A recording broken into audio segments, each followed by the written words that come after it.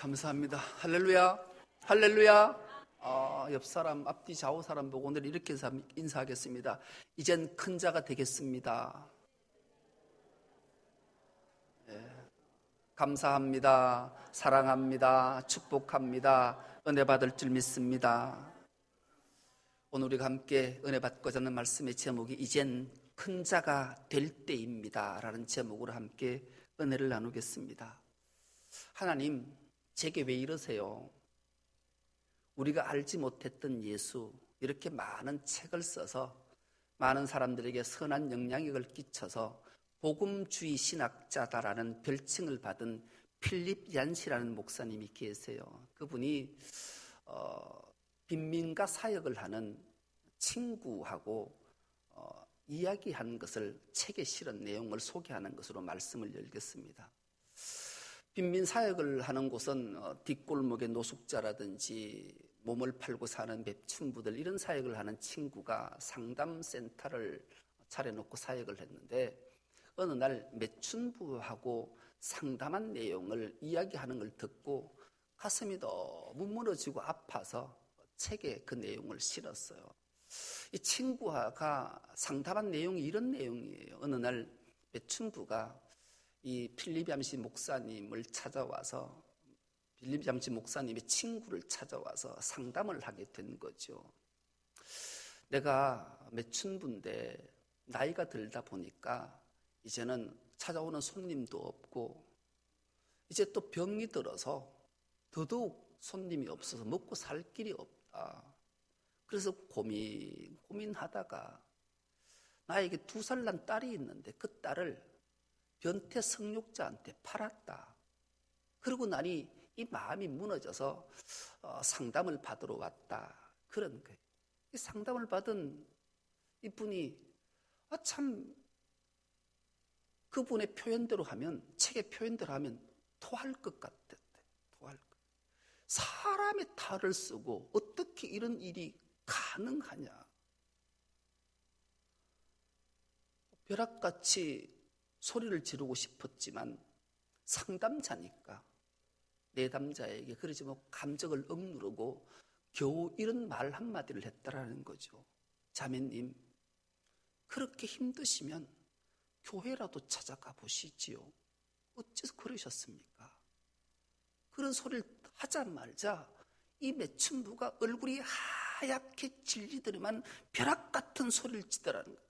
교회요? 내가 왜 그런 곳을 가요? 내가 교회에 가면 얼마나 더 비참해지는데 그런 교회를 가라고 말씀을 하세요? 그러면서 펑펑 울더라는 거예요.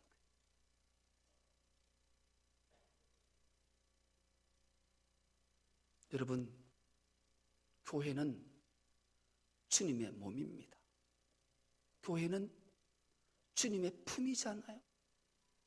소외받고 고통스럽고 아파하는 자들이 주님의 교회에 오면 포근하고 따뜻함을 느끼게 하십니까? 아니면 부담감을 주십니까?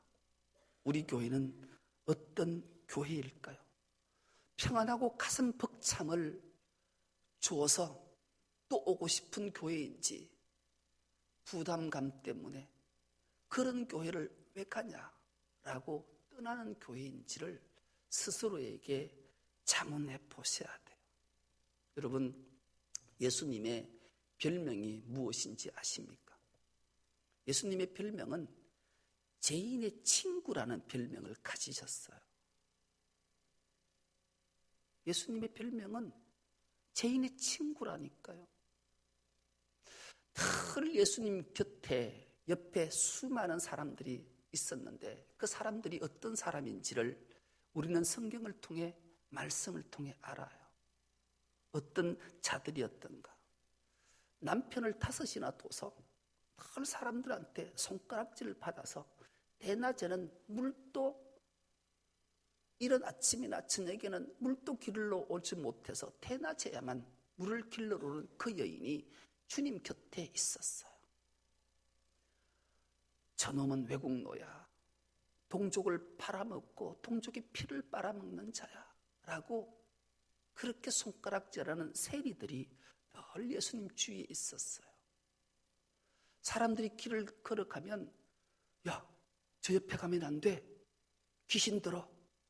7 귀신 들었던 여인들이 늘 예수님 곁에 있었어요. 여러분, 예수님 옆에는 그런 자들, 먹을 것이 없어서, 위로받지 못해서, 손가락질 당해서, 세상에서는 도무지 사랑받지 못하고 품어받지 못하는 자들이 늘 예수님 곁에 있었기 때문에 예수님의 별칭이 죄인의 친구였다라는 별명을 가지셨던 거죠. 오늘 본문은 진짜 큰 자가 누구인가? 주님이 물으시는 거예요. 오늘 제자들에게, 오늘 우리에게 말씀하시는 거예요. 여러분, 이제는 그만, 이젠 큰 자가 될 때가 됐어요. 왜요? 우리 주님이 큰 자이셨기 때문이에요. 주님은 우주 만물보다 큰 자셨어요. 창조주시니까요. 그분이 우리에게 큰 자가 되라고 말씀하세요. 그런데 가슴 아픈 것은 오늘날 제자들과 우리들이 큰 자라는 개념을 잘못 이해하고 있다는 것에서 주님은 마음 아파하시면서 오늘 본문을 우리에게 들려줘요. 처음 주님을 만났던 제자들은 예수님이 나를 따라오너라 라는 말씀 앞에 본토와 친척과 아비, 자식, 집, 아내 다 버리고 주를 따랐어요. 늘 베드로와 제자들이 주님 앞에 그런 말씀 하잖아요. 주님, 내가 주를 모든 것 다 버리고 주님을 따랐습니다. 그들이 어떻게 해서 다 버리고 주님을 따라할 수 있었을까요? 주님이 큰 자셨기 때문에, 그분에게 생명이 있었기 때문에, 그분에게 구원이 있었기 때문에 따랐던 거예요. 그런데 그 제자들이 그렇게 따랐던 주님, 3년 동안 주님을 따라다니면서 그들의 마음속에는 어떤 마음을 가졌는가? 정말로 주님이 원하시는 큰 자의 삶이 무엇인지를 깨닫지 못한 채 세상적 관점으로 보는 큰 자의 이미지를 그는 가슴속 하나하나 각인하고 있어서 이제 주님이 6월절 마지막 만찬을 하시고 갈보리 공고다 언덕길을 오르셔서 십자가에 죽으실 그 길을 가면서 이제 예루살렘에 입성하면 저 악랄한 로마를 멸하시고 강력한 이스라엘 나라를 회복시킬 건데 거기에 내가 어떤 자리에 높은 자리에 앉을까를 큰 자라고 생각하고 다투고 있을 그때 주님이 오늘 이 본문의 말씀을 주시는 거예요. 윌리엄 버클레이라는 분이 이런 말씀을 하셨어요. 우리가 나이가 들어감에 따라 하나님께 더 가까이 나가는 것이 아니라 점점 멀어질 수도 있다. 예수님의 제자들이 그러했는데 우리는 두말할 것도 없잖아요. 처음에 주님 앞에 부름을 받고 나와서 세례를 받을 때, 각 직분을 받을 때 오른손을 들고 서약했던 것, 언약을 했던 것들을 기억해 보면 그 감격은 이루 말할 수가 없잖아요. 그런데 어느 사이에 권사, 안수집사, 장로, 목사라는 직임을 받고부터는 계급이 되어서 지배자가 되어서 권력자가 되어서 있는 우리들의 모습을 큰 자라고 생각하는 착각 속에 있는 우리에게 주님이 얼마나 가슴 아픔으로 절절히 오늘 말씀을 주실까요? 여러분은 큰 자가 어떤 자라고 생각하십니까? 신앙의 연조가 깊어지면 깊어질수록, 길면 길수록 자꾸 주님의 길과는 반대되는 길을 가고 있지는 않으신가요? 세상 나라의 큰 자와 하나님 나라의 큰 자는 이렇게 다를진데 우린 자꾸만 세상의 나라의 큰 자로 변질되어져가는 우리 모습을 주님은 안타까워하시면서 오늘 본문을 통해 우리에게 들려주시고 싶은 음성이 계세요. 오늘 본문이 이렇게 시작하지 않습니까? 또 그들 사이에 그 중에 누가 크냐 하는 다툼이 난지라. 예수께서 이르시되 이방인의 임금들은 그들을 주관하며 그 집권자들은 은이나 칭함을 받으나 너희는 그렇지 않을지니 너희 중에 큰 자는 젊은 자와 같고 다스리는 자는 섬기는 자와 같을지니라. 주님이 그렇게 말씀해요. 이 제자들이 자꾸 세상 나라의 큰 자라고 그 길을 자꾸 원하니까 주님이 그거 아니야. 세상 나라의 큰 자가 내가 말하는 그런 건 아니야. 내가 말하는 하나님 나라의 큰 자는 이런 것이야. 그렇게 말씀하시면서 오늘 25절, 26절의 말씀 중에 우리가 두 단어를 주목해 볼 필요 있어요. 은인이라는 단어와 젊은 자라는 단어예요.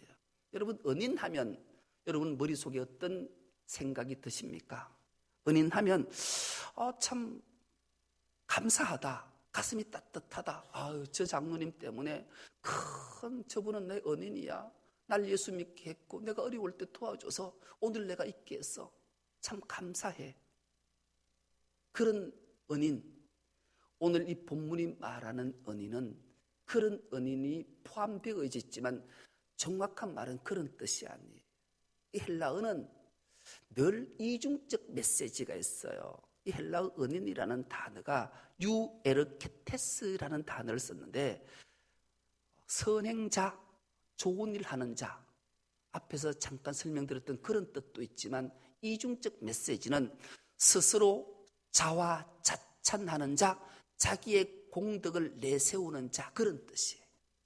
오늘 본문에 등장한 은인은 그런 의미의 은인을 말하는 거예요. 이방인의 임금들, 즉 로마의 황제 가이사나 유다의 헤롯 대왕이나 대제사장들이나 이런 사람들은 백성들로부터 로마의 황제 가이사는 우리의 은인입니다, 이런 소리를 듣고 싶어하는 자들이에요. 헤롯 대왕은 그래 우리의 대왕은 우리의 은인입니다, 이런 칭찬을 듣고 싶어하는 자들, 가이사 대제사장도 그런 소리를 듣고 싶어하는 자들이라는 거예요. 백성들이 그런 소리를 안 하면 우리 황제는 로마의 황제는 은인입니다, 대왕은 헤롯 대왕은 우리의 은인입니다, 우리의 대제사장은 우리의 은인입니다 하고 하지 않으면 그들에게 가중한 세금을 매기고 그들에게 특혜를 주지 않고 고통만 주는 거예요. 그래서 그들은 이 예수님이 말씀을 하면 마음속으로는 정말로 울분이 터지지만 당근 때문에 어쩔 수 없이 은인입니다, 은인입니다 그렇게 소리할 수밖에 없는 것. 그러면 너는 그러지 말라라는 거예요. 그런 은인이나 소리를 듣는 그런 게 진짜 큰 자가 아니라는 것을 예수님이 말씀하시는 거죠. 유대의 통념이 그러했기에 이 자를 듣는 제자들은 화들짝 놀라는 거예요. 그리고 더 나아가 27절에 보면 26절에 젊은 자와 너희는 그렇지 않을지니 너희 중에 큰 자는 젊은 자와 같다. 이 젊다라는 말에 우리가 주목해 봐야 돼. 이 젊었다. 직역을 하면 어린, 그런 뜻이죠. 여러분, 어린 아이는 어른들을 섬겨야 될까요? 섬기지 말아야 될까요? 네? 섬겨야 되잖아요. 그런데 요즘 젊은이들이, 어린 아이들이 어른 알기를 우습게 알고 잘 안 섬겨요. 그렇다고 여러분 열받으면 안 돼. 오히려 어린 아이를 섬기는 마음들을 갖춰야 돼요. 여기서는 이 젊었다라는 단어는 생물학적 나이, 아주 어린 걸 지칭하는 것만 아니라 늘 말이 이중적 메시지라 그랬잖아요. 이 젊었다라는 말은 정말로 그 열정적이고 대단한 그런 마음들을 가진 상태, 강인한 의지, 불타는 정열, 겸손, 배우는 사람, 그런 이중적 메시지가 있어요. 그래서 오늘 본문을 다시 한번 보시면 26절입니다. 너희는 그렇지 않을지니 너희 중에 큰 자는 젊은 자와 같고, 큰 자는 바로 섬기는 자라는 걸 말하는 거예요. 불타는 정열과 강인한 의지와 겸손과 배우는 사람으로서 그를 잘 섬기는 자가 진짜, 윗사람을 잘 섬기는 자가 진짜 큰 자다, 이것을 말씀하는 거예요. 여러분, 세상적 주관은 큰 자가 작은 자를 섬기는 것은 상상을 못해요. 작은 자가 큰 자를 섬기는 거죠. 그런데 그러면서 주님이 27절로 이렇게 말씀하잖아요. 앉아서 먹는 자가 크냐? 섬기는 자가 크냐? 앉아서 먹는 자가 아니냐? 이 세상적 관점으로 보면 앉아서 먹는 자가 큰 자예요. 그런데 놀랍잖아요. 그러나 나는, 예수님은 섬기는 자로 너희 중에 있노라.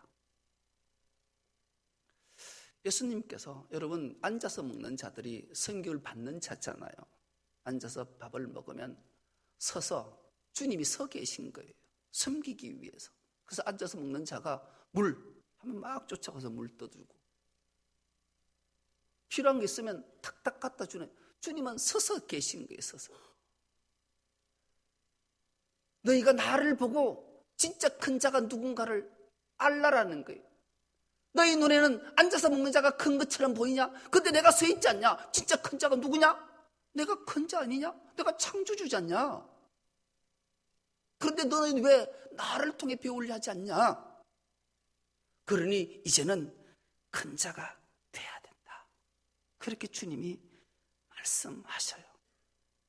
여러분, 제자들은 3년을 따라다니면서 주님의 그 섬김의 모습, 진정 큰 자인 것을 망각한 채 세상의 관점으로 논리로 큰 자의 꿈을 꿨다가 오늘 이 말씀을 통해 제자들이 화들짝 놀랄 뿐만 아니라 실망과 좌절과 절망을 했을 거예요. 우리도 그렇지 않습니까? 아, 내가 처음 세례를 받을 때, 직분을 받을 때 그렇게 주님 제자로 삶을 살겠습니다 했는데 지금의 신앙의 연조를 20년, 30년, 50년 하고 되돌아보니까 내가 섬기는 자가 아니라 섬기는 받는 자리에 앉아 있구나. 어떡하지? 어떡하지? 여러분, 그러나 좌절과 절망하지 마십시오. 주님이 오늘 28절에서 30절로 우리에게 희망의 말씀을 주셔요. 너희는 나의 모든 시험 중에 항상 나와 함께한 자들인즉 내 아버지께서 나라를 내게 맡기신 것 같이 나도 너희에게 맡겨 너희로 내 나라에서 내 상에서 먹고 마시며 또는 보좌에 앉아 이스라엘 12지파를 다스리게 하려 하노라. 아멘. 지금까지 나와 함께했고 끝까지 너희는 나와 함께할 거야. 그러니까 실수했다고 좌절하지 마. 내가 기회 줄게. 늘 세상의 큰 자로 꿈꾸며 살았던 것, 그래서 절망했던 것 괜찮아. 내가 다시 설 수 있는 기회를 줄 테니까 진정 큰 자가 무엇인지 섬기는 자인 걸 회복해. 마음이 무너졌냐? 내 말을 듣고 걱정하지 마. 새로 세울 수 있는 힘을 북돋워 줄 테니까 나와 함께 있어. 나에게 붙잡힌 바 되면 내가 너를 세워줄 거야. 실수는 회복하고 무너진 것은 세우고 기회는 항상 내가 주는 것이니까 이 기회 이제 놓치지 마. 그렇게 주님이 말씀하시는 내용이 오늘 28절에서 30절까지 말씀이셨어요. 여러분, 주님은 오늘 또 여전히 우리를 사랑해 주시는 줄 믿습니다. 지난 삶까지 그렇게 세상적 논리로 큰 자를 꿈꿨다면 오늘 이 말씀을 통해 다시 정말로 섬기는 자가 큰 자임을 깨닫는 은혜가 있길 축복합니다. 이제는 큰 자가 될 때예요. 주님을 본받을 때예요. 주님을 기쁘시게 할 때예요. 여러분, 우리는 베드로가 얼마나 큰 자로 변화됐던 사건을 우리는 알아요. 그는 예수님을 따랐던 자지요. 정말로 배도 버려뒀고 장모도 버렸고 아내도 버렸고 자식도 버리고 따랐어요. 그런데 마지막 결정적인 순간에 그는 예수님을 부인하잖아요. 맹세하잖아요. 저주하잖아요. 그래서 닭이 울었어요. 그때 통곡했어요. 그때 기회를 주셨는데 그 기회도 또 놓쳐버려요. 그리고 주님이 십자가에 죽으시고 부활해서 주님을 만났어요. 그 기회를 또 놓쳐버려요. 부활하신 주님을 만났음에도 불구하고 베드로는 또 그 기회를 놓쳐버리고 좌절함 속에 고향으로 내려가서 본래의 직업이었던 어부의 삶을 살러 가요. 그런데 주님은 베드로가 부인하고 맹세하고 저주했을 때도 용서해 주셨고 부활했을 때도 그 베드로를 용서해 줬고 부활한 주님을 만나서 사명을 줬음에도 또다시 거절하고 고향에 내려가서 밥을 맞도록 고기 잡는 그 베드로를 보면서도 또 용서하시잖아요. 그리고 주님이 하신 일은 조반을 차려놓고 베드로를 불러서 배고프지? 이야, 조반을 먹어라. 아침 먹고 힘내. 그리고 주님이 그 베드로에게 말씀하시잖아요. 요한의 아들 시몬아, 나를 사랑하느냐?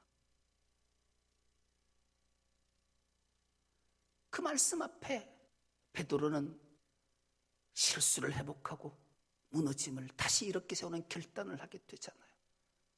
그렇게 주님이 기회를 주실 때마다 놓쳐버렸던 베드로지만 주님이 끝까지 그를 붙잡고 있다는 사실을 기억할 때 비로소 깨닫고 큰 자가 되는 길이 무엇인지를 알고 그는 예루살렘에 가서 오순절 날이 이미 이럴 때까지 전혀 기도에 힘쓰다가 성령 충만함을 받고 그는 거꾸로 매달려 십자가 순교하는 그런 놀라운 역사를 함으로 사랑의 사도로 변화가 된 거예요.